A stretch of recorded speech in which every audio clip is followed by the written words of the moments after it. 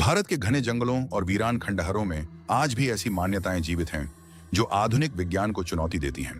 पिशाचिनी शब्द का अर्थ केवल एक भूतनी नहीं बल्कि एक ऐसी ऊर्जा है जो वासना और रक्त की प्यास से जन्मी है। तंत्र शास्त्रों के अनुसार पिशाचिनी वह योनि है जो अधूरी इच्छाओं के साथ मरी स्त्रियों की आत्माओं से बनती है। इनका मुख्य लक्ष्य पुरुषों की ओजस जीवन शक्ति को सोखना होता है। कहानी शुरू होती है अर्णव से, जो एक प्रसिद्ध लेखक था और अपनी नई किताब के लिए एकांत की तलाश में हिमालय की तलहटी में बसे एक दूर दराज के गांव रुद्रपुर पहुंचा। अर्णव इन सब बातों पर विश्वास नहीं करता था। उसके लिए आत्माएं केवल कल्पना का हिस्सा थीं। गांव के किनारे एक पुरानी हवेली थी जिसे नीली हवेली कहा जाता था। ग्रामीणों ने उसे चेतावनी दी थी कि सूरज ढलने के बाद हवेली के पीछे वाले बगीचे में न जाए, क्योंकि वहां एक यक्षिणी या पिशाचिनी का वास है। अर्णव ने इसे केवल एक ग्रामीण अंधविश्वास माना। एक पूर्णिमा की रात जब अर्णव अपनी बालकनी में बैठा था, उसे पास के घने जंगल से एक मधुर संगीत सुनाई दिया। वह संगीत इतना सम्मोहक था कि अर्णव के कदम अपने आप उस दिशा में बढ़ गए। वहां उसने एक स्त्री को देखा जिसकी सुंदरता अलौकिक थी। उसके शरीर से केवड़े और चमेली की मिलीजुली महक आ रही थी। वह स्त्री, जिसका नाम उसने मोहिनी बताया, अर्णव से रोज मिलने लगी। अर्णव को लगने लगा कि उसे अपना सच्चा प्रेम मिल गया है। मोहिनी की बातें, उसका स्पर्श और उसका व्यवहार सब कुछ इतना जादुई था कि अर्णव ने अपनी सुध बुध खो दी।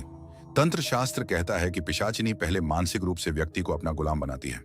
वह उसके सपनों में आती है, उसे वह सब दिखाती है जो वह देखना चाहता है। अर्णव के साथ भी यही हो रहा था। वह शारीरिक रूप से कमजोर होने लगा था। उसकी आंखों के नीचे काले घेरे पड़ गए थे, लेकिन उसका मन केवल मोहिनी के पास रहने के लिए तड़पता था। एक रात मोहिनी उसे जंगल के उस हिस्से में ले गई जहां एक प्राचीन मंदिर के अवशेष थे।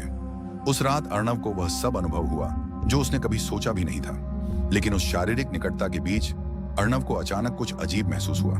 मोहिनी का शरीर जो पहले रेशम जैसा कोमल था, अब पत्थर जैसा ठंडा और सख्त महसूस होने लगा था। जब बिजली कड़की तो अर्णव ने मोहिनी के चेहरे की परछाई पत्थर पर देखी।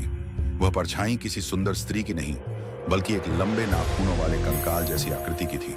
अर्णव की चीख निकल गई। उसने देखा कि मोहिनी के पैर जमीन को नहीं छू रहे थे और वे पीछे की ओर मुड़े हुए थे। वह समझ गया कि वह किसी इंसान के साथ नहीं बल्कि एक पिशाचिनी के साथ संभोग, शारीरिक संबंध के जाल में फंस चुका था। पिशाचिनियां अक्सर संभोग के दौरान ही व्यक्ति की आत्मा और उसके जीवन का सार सोख लेती हैं। अर्णव ने भागने की कोशिश की, लेकिन पिशाचिनी की हंसी पूरे जंगल में गूंजने लगी।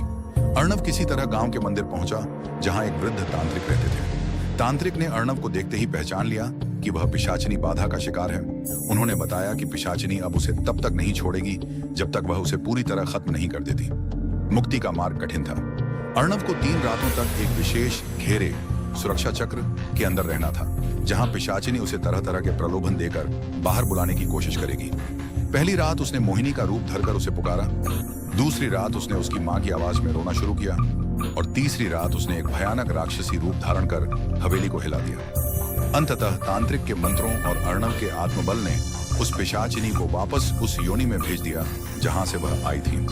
लेकिन अर्णव कभी पहले जैसा नहीं हो पाया। उसके शरीर पर उन ठंडे नाखूनों के निशान हमेशा के लिए रह गए।